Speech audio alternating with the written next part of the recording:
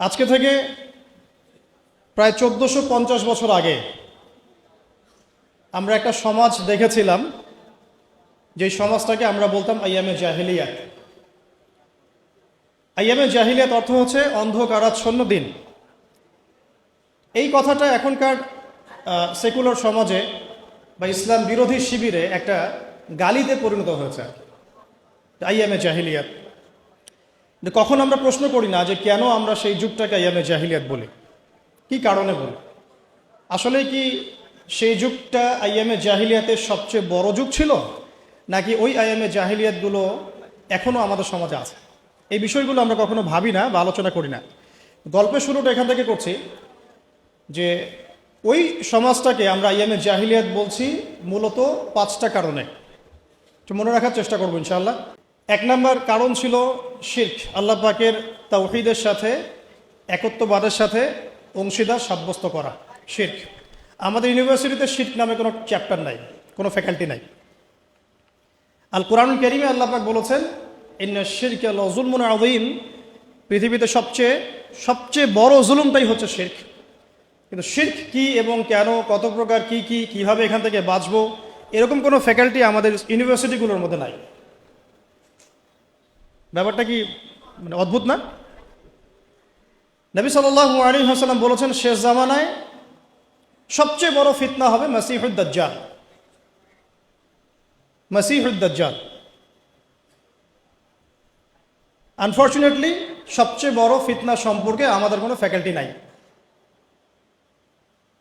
অথচ নবী সাল্লাল্লাহু আলাইহি ওয়াসাল্লাম বলেছেন যে পৃথিবীতে আদম আলাইহিস সালাম থেকে শুরু করে শেষ নবী মুহাম্মদ সাল্লাল্লাহু আলাইহি ওয়াসাল্লামের উম্মত পর্যন্ত দাজ্জালের চেয়ে ভয়ঙ্কর কোনো ফিতনা আসে নাই, আসবেও না। কিন্তু আমাদের কোনো ফ্যাকাল্টি নাই। দাজ্জাল কে, কেন, কিভাবে, কোথা থেকে আসে, উৎপত্তি কি, তার ফাংশন কি, তার রোলটা কি হবে, কিভাবে সে ফিতনা ছড়াবে, তার ফিতনাগুলো কেমন হতে পারে, ইত্যাদি ইত্যাদি। তো যেটা বলছিলাম যে বড় বড় বিষয়গুলো নিয়ে আমাদের কোনো ফ্যাকাল্টি নাই। এটা অদ্ভুত না? এই ওয়ার্ল্ডে ইসলামিক ইকোনমিক্স যারা জানেন না বা বুঝেন না, তারা কোনো না কোনোভাবে হারাম খাবেনই খাবেন, কোনো না কোনোভাবে হারামে লিপ্ত হতেই হবে। কিন্তু ইসলামিক ইকোনমিক্স এবং মডার্ন ইকোনমিক্স, যেটা ওয়ার্ল্ড ব্যাংক এবং IMF-এর আন্ডারে চলে, এটার কম্প্যারিজন নিয়ে আমাদের সাবজেক্ট খুব একটা নাই। আজকে আপনারা সব স্টুডেন্ট, তাই আমি কিছু একাডেমিক কথা বলবো ইনশাআল্লাহ। তো শুরুটা গল্প থেকে যদিও করেছি, আমার টপিকটা কিন্তু একাডেমিক। আমরা কিভাবে কনস্ট্রাকটিভ সিলেবাস মেনটেন করে পড়াশোনা করব, বা কিভাবে আমরা জ্ঞানতাত্ত্বিক একটা বিপ্লব সংঘটিত করতে পারি, এটাই মূল উদ্দেশ্য আর কি। একদিনের আপনাদের এই কনফারেন্সে এসে চলে যাওয়াটা আমার উদ্দেশ্য না। উদ্দেশ্য হচ্ছে আপনাদের মধ্যে কিছু মানুষ তৈরি করা, যারা আগামী দিনে এই জায়গাগুলোতে দাঁড়াবেন, কথা বলবেন, জাতিকে নেতৃত্ব দিবেন ইনশাআল্লাহ। আপনাদের উদ্দেশ্যটা কি? একটা প্রোগ্রাম অ্যারেঞ্জ করাই কি উদ্দেশ্য? আপনাদের লক্ষ্যটা কি? নিঃসন্দেহে এটা একটা সূচনা, এটা নিশ্চয়ই শেষ নয়, এটা একটা সূচনা ইনশাআল্লাহ। আল্লাহ পাকের কাছে শুকরিয়া যে আল্লাহ পাক সূচনাটা আমাদের হাতে করার তৌফিক দিয়েছেন, আলহামদুলিল্লাহ। এটা আল্লাহ পাক রহম করে আমাদেরকে তৌফিক দিয়েছেন। এখানে আমাদের কোনো ক্রেডিট নাই। লা হাওলা ওয়ালা কুওয়াতা ইল্লা বিল্লাহ, লা মালজা ওয়ালা মানজা মিনাল্লাহি ইল্লা ইলাইহি। তো আইয়ামে জাহিলিয়াত কেন বলি ওই যুগটাকে? কারণ সে যুগে শিরক ছিল 1 নম্বর মৌলিক সমস্যা, যেটা এখনকার বিশ্বে সবচেয়ে বড় গ্লোবাল মৌলিক সমস্যা। এখনকার শিরকটা শুধু ধর্মতাত্ত্বিক না, এখনকার শিরকটা হচ্ছে পলিটিক্সের শিরক আছে, ইকোনমিক্সের শিরক আছে, কালচারের শিরক আছে, আপনার বিধর্মীদের মধ্যে তো আছেই। এছাড়াও আমাদের যে পড়াশোনার যে সিস্টেম, এডুকেশন যে প্যাটার্ন, এখানেও শিরক আছে। আস্তে আস্তে আমি ধরাই দিচ্ছি ইনশাআল্লাহ। তো তখনকার শিরকটা ছিল একটা সাময়িক প্রেক্ষাপট, একটা ক্ষুদ্র পরিসর। এখনকার শিরকটা হচ্ছে গ্লোবাল। এটা যদি আপনি ফাইন্ড আউট করতে না পারেন, ইন্না শিরকা লাযুলমুন আযীম, এর মধ্যে পড়ে যাব। আর সূরা মাঈদার মধ্যে অন্য একটা আয়াতে আল্লাহ পাক বলেছেন যে ব্যক্তি মানে শিরকে লিপ্ত হচ্ছে, ইন্নাহু মান ইউশরিক বিল্লাহ ফাকাদ হাররামাল্লাহু আলাইহিল জান্নাহ, আল্লাহ পাক তার জন্য জান্নাতকে হারাম করে দিয়েছে। নাউযু বিল্লাহ। যে ব্যক্তি শিরকে লিপ্ত হচ্ছে, আল্লাহ পাক তার জন্য জান্নাতকে হারাম করে দিচ্ছেন। ওয়া মাওয়াহুন নার, তার জন্য আবাসস্থল হবে জাহান্নাম। ওয়া মা লিয-যালিমিনা মিন আনসার, জালেমদের জন্য কোনো সাহায্যকারী নাই। এখানে শিরকারী ব্যক্তিকে আল্লাহ পাক জালেম বললেন, কারণ ইন্না শিরকা লাযুলমুন আযীম, এই জন্য। এছাড়াও সূরা নিসা যদি আপনারা পড়েন, আপনারা দেখবেন আল্লাহ পাক একাধিকবার বলেছেন যে ইন্নাল্লাহা লা ইয়াগফিরু আন ইউশরাকা বিহি, আল্লাহ পাক তার সাথে শিরকের গুনাহটা মাফ করেন না। ওয়া ইয়াগফিরু মা দুনা যালিকা লিমান ইয়াশা, আল্লাহ পাক এছাড়া যে কোনো গুনাহ যাকে ইচ্ছা মাফ করতে পারে।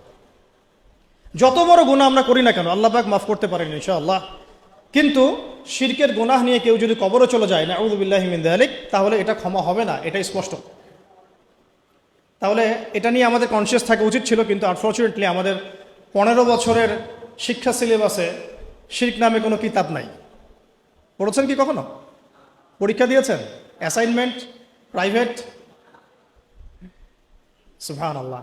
মুসলিম কান্ট্রির শিক্ষা ব্যবস্থা আস্তে আস্তে আসতেছে ইনশাআল্লাহ। শুরুতেই গলা টিপে ধরা যাবে না, তাই না? আস্তে আস্তে ইনশাআল্লাহ।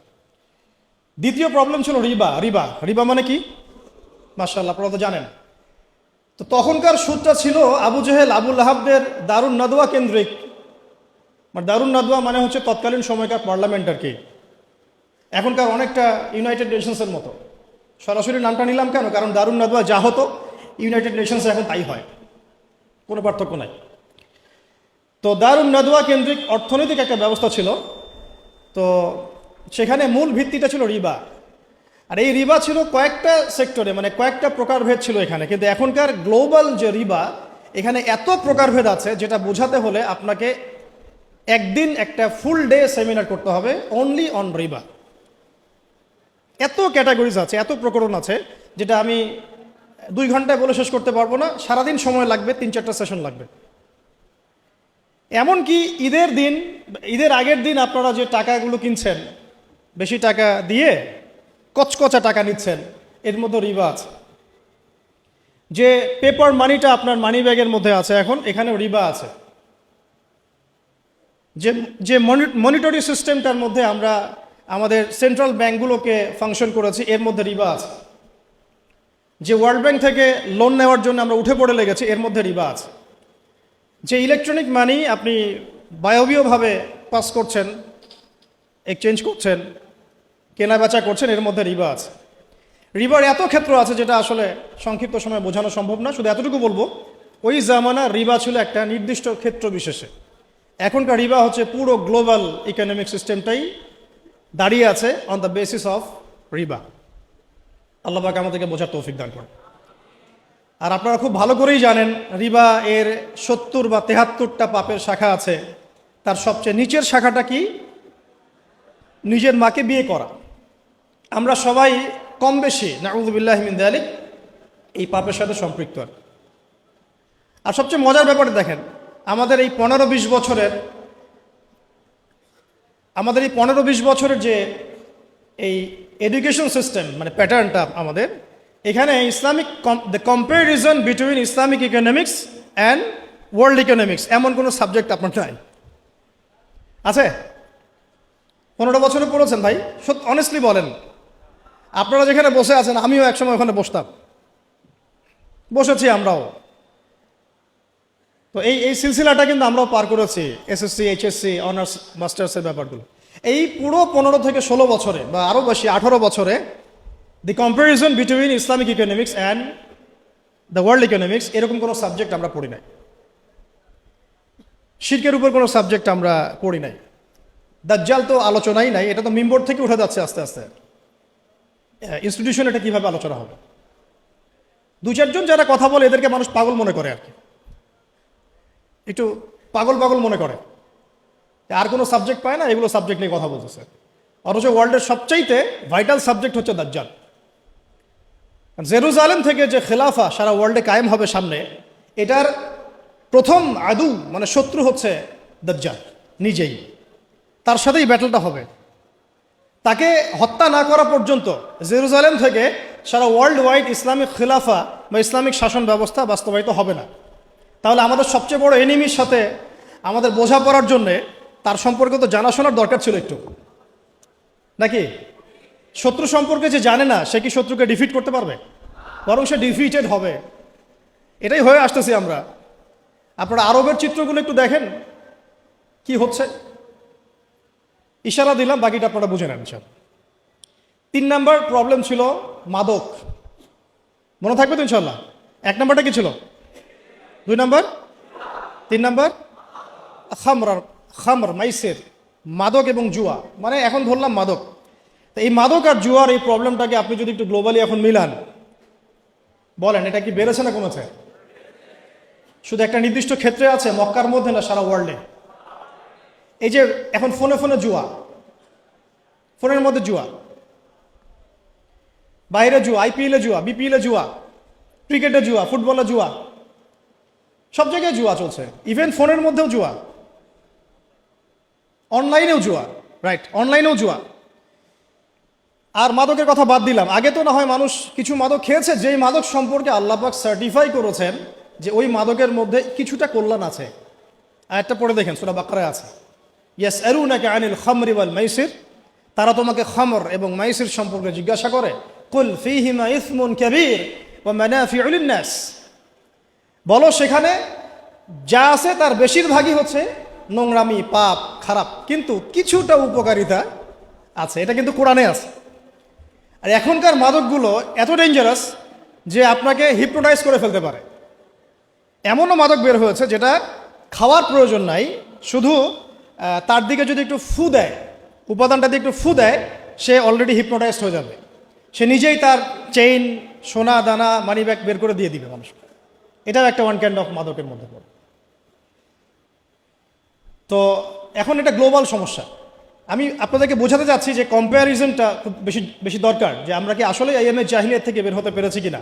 গল্পটা একটু ছোট হলেও মেসেজগুলো অনেক ডিপ। 3 নম্বর হচ্ছে, এটা 3 বললাম না, 4 নম্বর হচ্ছে নারী জাতির অবমাননা। এটা ছিল আইএমএ জাহিলিয়াতের সুন্নত। সুন্নাহ মানে আদর্শ, এই জন্য বললাম সুন্নত। আইএমএ জাহিলিয়াতের সুন্নত, মেয়েদেরকে জীবন্ত কবর দেওয়া হতো। এখনও দেখা যায় গর্ভে মেয়ে বাচ্চা এসেছে, এটা শুনলে অনেকেই বাচ্চাদেরকে পেটেই মেরে ফেলছেন। যদিও বাংলাদেশ মুসলিম কান্ট্রি বলে এর সংখ্যাটা অনেক কম, কিন্তু আমাদের পার্শ্ববর্তী রাষ্ট্রে এটা সংখ্যা অনেক বেশি। মেয়েদের বৈবাহিক অধিকার দেওয়া হতো না, সম্পত্তির অধিকার দেওয়া হতো না। তো এখন বা এটা কোথায় হচ্ছে? বিবাহ বহির্ভূত সম্পর্কে এখনকার সমাজ জর্জরিত। জিনা এখন সমাজে প্রকট, ব্যভিচার প্রকট। এখনকার সমাজে মেয়েদের সম্পত্তির অধিকার পর্যন্ত আমরা নিশ্চিত করতে পারি নাই। এমনকি শিক্ষার অধিকারটুকু কিন্তু অনেক ক্ষেত্রে নিশ্চিত হয় নাই। আর তারা যদি শিক্ষা অর্জন করতে ঘরের বাইরে আসে, তাদের নিরাপত্তা কিন্তু নিশ্চিত হয় নাই। হয়েছে কি? ধর্ষণ কি বেড়েছে না কমেছে? আপনারা সবাই সাক্ষী এগুলো। আদম শুমারির মতো যদি কোনো সতীত্ব শুমারি করতে পারে বাংলাদেশে কেউ, সে দেখবে যে বাংলাদেশে অনার্স পড়ুয়া বহু ছেলে মেয়ে অনার্স শেষ করার আগেই তাদের সতীত্ব নষ্ট করে ফেলছে। এছাড়া টিজিং তো আছেই, অ্যাবিউজিং তো এগুলো তো আছেই। তো নারীর অবমাননার বিষয়গুলো যদি বলতে শুরু করি, এটা আলাদা সেশন লাগবে। এটা আপনারা সবাই বুঝতে পারছেন যে আমরা ওই দুষ্ট চক্র থেকে বের হতে পারি নাই। 4 নম্বর এটা হলো। 5 নম্বর হচ্ছে গোত্রীয় হানাহানি। আর কি গোত্রীয় হানাহানি, কনফ্লিক্ট, বিভিন্ন ব্যাটল হতো গোত্রে গোত্রে।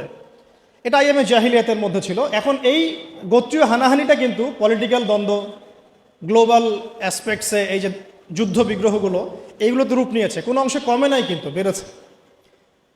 নবী সাল্লাল্লাহু আলাইহি ওয়াসাল্লামের পুরো যুগে এই 23 বছর যদি আমরা হিসেব করি, দেখব যত ব্যাটল হয়েছে সব মিলে মোটামুটিভাবে 2 থেকে 3 হাজার মানুষ হয়তো মারা গেছে।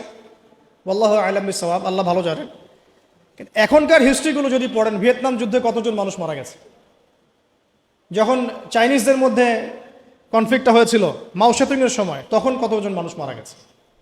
রাশিয়ানদের সোভিয়েতের সময়, ওই বিপ্লবের সময় কতজন মানুষ মারা গেছে। আচ্ছা, ফার্স্ট ওয়ার্ল্ড ওয়ারে আসেন, কতজন মানুষ মারা গেছে। সেকেন্ড ওয়ার্ল্ড ওয়ারে আসেন, কতজন মানুষ মারা গেছে। কতজন না, কত কোটি। কতজন না, সংখ্যাটা কিন্তু কত কোটি। এটা ছিল ইংল্যান্ডের ওয়ার্ল্ড অর্ডার। তো ইউএসএর যে ওয়ার্ল্ড অর্ডার, যখন সে পৃথিবীতে আসছে অ্যাজ এ রুলিং স্টেট, তখন সারা বিশ্বে যত যুদ্ধ বিগ্রহ হয়েছে, এর মধ্যে কত লক্ষ কত কোটি মানুষ মারা গেছে। সবচেয়ে বড় কিলার স্টেট পৃথিবীতে এটা, যেটার সাথে বন্ধুত্ব করার জন্য আমরা উঠে পড়ে লেগেছি এখন। আর কি আমি একটা জিনিস সতর্ক করতে চাই আপনাদেরকে, যে ইয়াজুজদেরকে তাড়িয়ে দিয়ে মাজুজদেরকে মাথার উপরে নিয়ে আসবেন না। ইশারা দিয়েছি, এটা রূপক অর্থে বলেছি। আবার এটা মনে করবেন না যে এরাই মাজুজ। এটা জুলকার নাইনের সেই ইয়াজুজ মাজুজ না, আমি রূপক অর্থে বলেছি। কারণ ইয়াজুজ আর মাজুজের ফাংশন কি? ইন্না ইয়াজুজ ওয়া মাজুজ মুফসিদুনা ফিল আরদ। হে জুলকার নাইন, আমাদের জন্য একটা দেয়াল নির্মাণ করে দাও, কারণ ইয়াজুজ আর মাজুজ আমাদের জমিনে ফাসাদ সৃষ্টি করছে। ইউফসিদুনা ফিল আরদ, ইউফসিদুন, তারা ফাসাদ সৃষ্টি করছে, ফাসাদ, ফিতনা, ফাসাদ। তো এগুলো কি ফাসাদ না? তার মানে সারা ওয়ার্ল্ডে যারা ফিতনা এবং ফাসাদ ছড়িয়ে বেড়ায় তারা কোনো না কোনোভাবে ইয়াজুজ আর মাজুজের ফিতরত বা খাসলত লালন করে। ফিতরত, খাসলত সরাসরি না হলেও ওই আদর্শ লালন করে। তো সতর্ক করতে চাই যে ইয়াজুজের পরিবর্তে কোনো মাজুজকে আমরা যেন মাথার উপরে না নিয়ে আসি।